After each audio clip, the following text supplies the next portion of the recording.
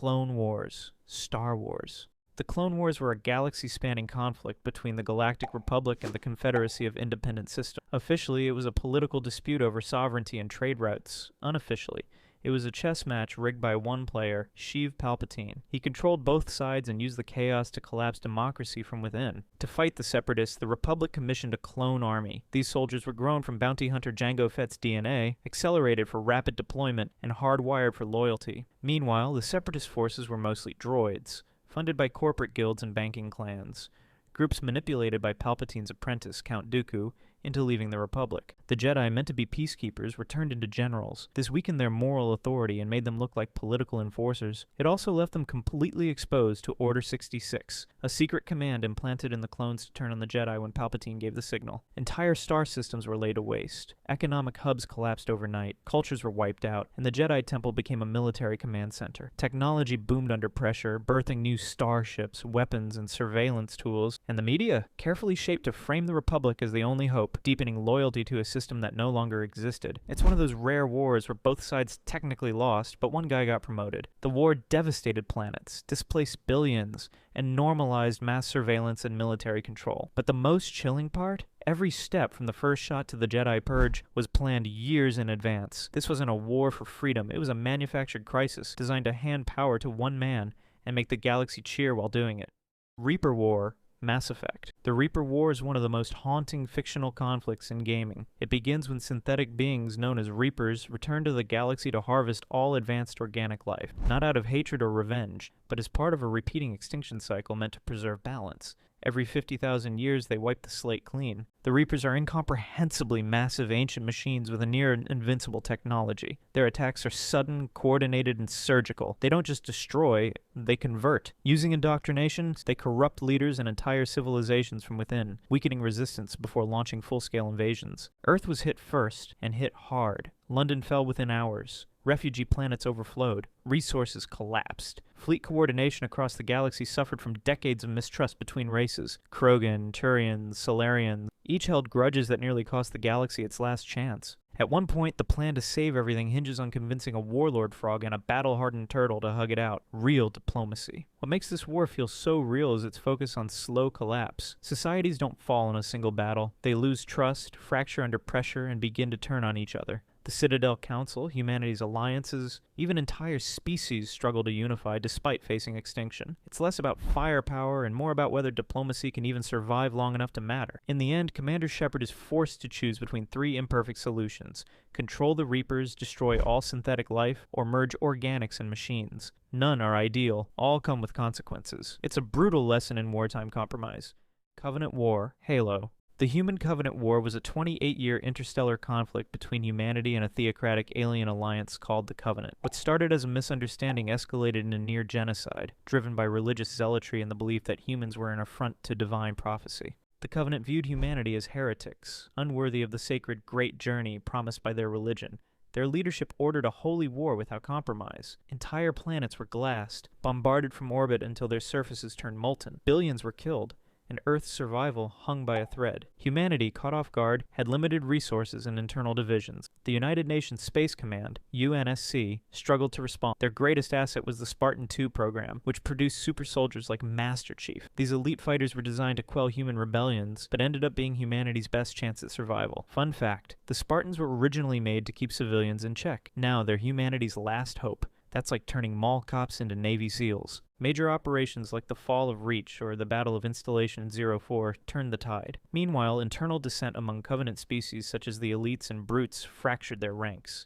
Espionage, guerrilla tactics, and ancient Forerunner tech added unpredictable twists. The war saw strategic betrayals, high-tech arms races, and the uncovering of Forerunner artifacts that shifted the course of history. It also revealed that the Covenant's entire religion was based on a lie, causing internal collapse and civil war. Titan War, Attack on Titan.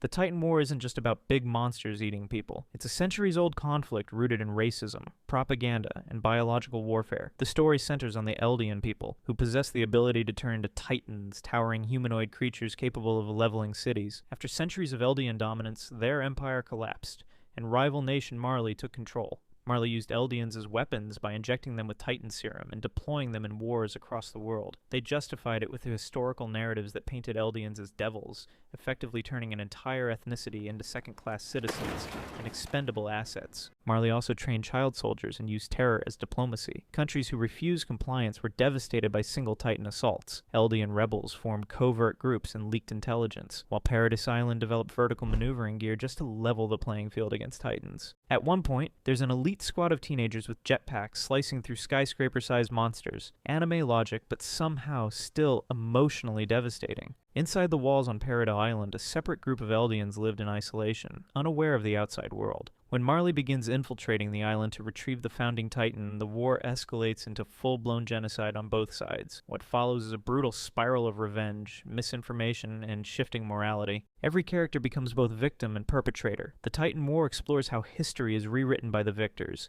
how fear breeds oppression, and how the cycle of violence sustains itself. The battles may feature giant monsters, but the real horror is how easily people justify mass slaughter in the name of peace. Great War, Fallout.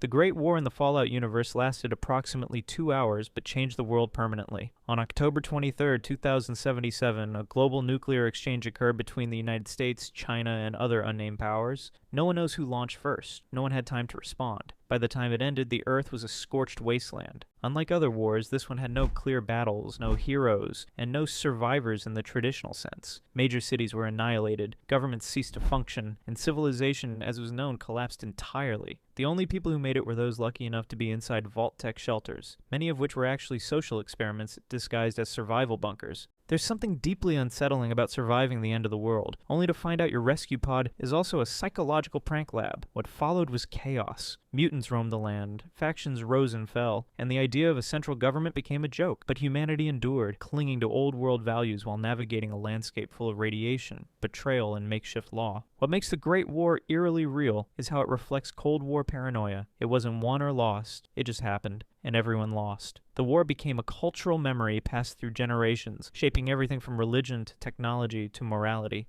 Kaiju War, Pacific Rim. The Kaiju War began when giant monsters started emerging from a dimensional rift in the Pacific Ocean, attacking coastal cities at random. Governments initially treated each attack as isolated. By the time they realized it was an invasion, millions were dead, and entire nations were uninhabitable. Traditional weapons were barely effective, so humanity built Jaegers, towering, man-piloted robots designed to go toe-to-toe with the Kaiju. These machines required 2 pilots whose minds were linked through a process called drift synchronization. It was a physical and mental strain that tested each pair to their limit. One pilot said syncing minds was like sharing a brain with your emotionally unstable roommate. Functional, but deeply weird. The war wasn't just about brawls. It was a psychological and emotional gauntlet. Pilots relived each other's traumas, governments fought over funding, and public morale constantly teetered on collapse. Despite winning key battles, the Kaiju kept evolving, adapting faster than humanity could respond. Eventually, it was discovered that the Kaiju were genetically engineered bioweapons sent by alien precursors, testing Earth for colonization. This raised the stakes from survival to total planetary defense. The Kaiju War mirrored a real-world disaster response. Slow to mobilize, reactive instead of proactive, and burdened by bureaucracy. Humanity won, but only barely, and only after learning that unity beats ego.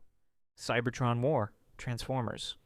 The war for Cybertron was a civil war between the Autobots and Decepticons, 2 factions of sentient machines created on the planet Cybertron. At its core, the conflict wasn't about good versus evil. It was about class struggle, political corruption, and rebellion against systemic oppression. The Decepticons, led by Megatron, began as a workers' movement fighting against the elitist High Council that favored the Autobots. Over time, that movement became militarized and authoritarian. The Autobots, under Optimus Prime, aimed to preserve peace, but were also complicit in the societal structure that caused the unrest. Every robot had a backstory more dramatic than a soap opera. Even the toaster probably had abandonment issues. The war ravaged Cybertron, consuming its energy reserves and forcing both sides into space. Battles stretched across galaxies, dragging in neutral races and entire ecosystems. What began as a call for justice devolved into a cycle of vengeance, propaganda, and mechanical genocide. The war ended with Cybertron nearly lifeless and the surviving Transformers scattered across the universe. Yet the ideological clash never fully resolved. Peace remained fragile, built on exhaustion rather than understanding. SCP Breach, SCP Foundation.